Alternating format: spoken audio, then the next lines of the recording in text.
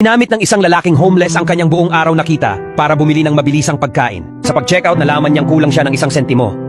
Kaya nakiusap siya sa may-ari na hayaan siyang kumanta ng isang kanta bilang kapalit.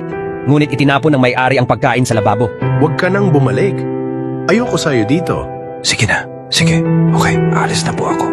Pumunta siya sa isang basurahan na umaasang may swerte. Pinuno niya ang kanyang tiyan ng kalahating piraso ng tinapay na may itinapon. Mabuti na lang kinabukasan, kumakanta si James sa kalsada nang makita niya ang kanyang ama. Uy, Dad. Anong ginagawa mo dito? Actually, napansin na siya ng tatay niya, pero mas bumilis ang lakad niya na nagkukunwaring hindi siya nakikita. Napansin ito ni James. Hindi na siya nakapagpigil at nagsalita. Malapit na ang Pasko. Maaari ba akong umuwi para sa hapunan? Sasagot na sana ang kanyang ama. Nang lumitaw ang kanyang madrasta, puno ng disgusto ang mga mata nito.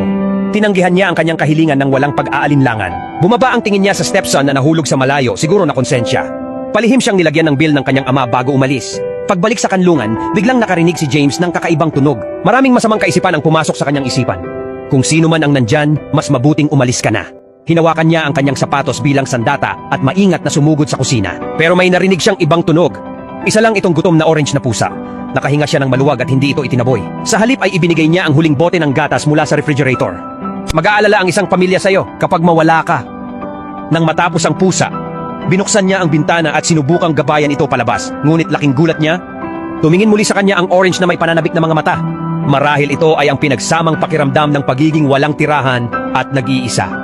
Hinayaan ito ni James magdamag. Kinaumagahan, dinala niya ang kulay kahel na pusa sa pintuan para hanapin ang may-ari nito. Ngunit walang gustong umangkin dito. Pagtingin sa mabalahibong maliit, gustong ampunin ito ni James. Ngunit hindi nagtagal ay binitawan ang ideya. Ni hindi niya mapakain ang sarili niya. Paano niya maaalagaan ang ibang buhay? Wala siyang choice kundi pakawalan ng pusa. Ingatan mo sarili mo. Ngunit noong gabing iyon pagbalik niya, nakita niya ang kulay kahel na pusa na nagtatago sa sulok. May ilang sugat pa ito sa katawan. Mabilis itong binalot ni James sa kanyang coat. Dahil wala siyang karanasan sa mga alagang hayop, humingi siya ng tulong sa isang batang babae. Sinuri niya ang pusa at sinabing kailangan nito ng ospital. At nagrekomenda ng charity vet clinic. Sa kabutihang palad, ang orange na pusa ay nakatanggap ng napapanahong paggamot. Ngunit nang dumating na ang oras para kumuha ng gamot na nagdulot ng gulo kay James, ang paggamot ay libre. Ngunit ang gamot ay nagkakahalaga ng pera.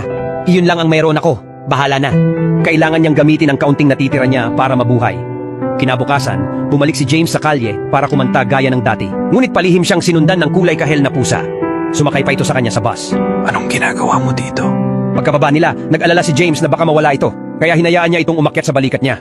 Sa ganitong paraan, ang kakaibang pares ng isang lalaki at isang pusa ay mabilis na nakaakit ng mga manonood. Kung si James ay kumanta ng mag-isa, ilang tao sana ang huminto para sa isang malabo, makulit na lalaking walang tirahan. Pero may kasamang cute na mabalahibo. Imposibleng hindi sila mapansin. Parami ng parami ang nagkukumpulan. Ngumiti ang lahat sa kanila, kumuha ng mga larawan at nagbigay ng tips. Hindi nakakagulat na ang mga kita sa araw na iyon ay higit sa kabuuan ng nakaraang linggo. Nag-high five si James kay Bob para magdiwang. Alam mo ba ang nangyari kanina? Ikaw ay isang kahanga-hangang maliit na nilalang, hindi ba? Kung nagustuhan mo ang ating kwento, maaari ka bang mag-iwan ng iyong komento?